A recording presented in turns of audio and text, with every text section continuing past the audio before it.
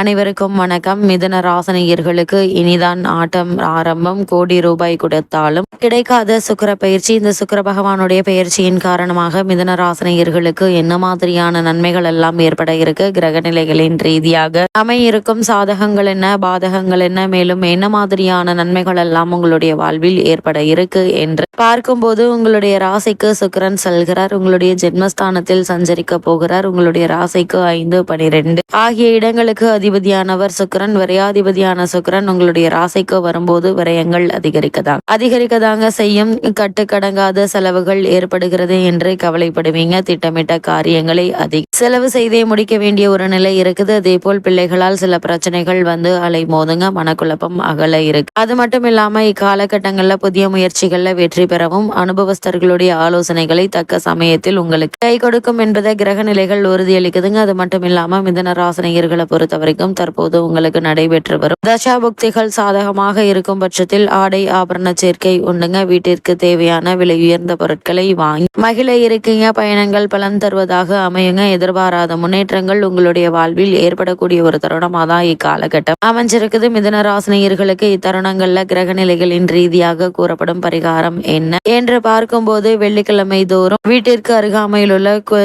திருக்கோவிலுக்கு சென்று நெய் தீபம் ஏற்றி வைத்து வழிபடுங்க. எண்ணற்ற நன்மைகள் உங்களுடைய வாழ்வில் ஏற்படும்.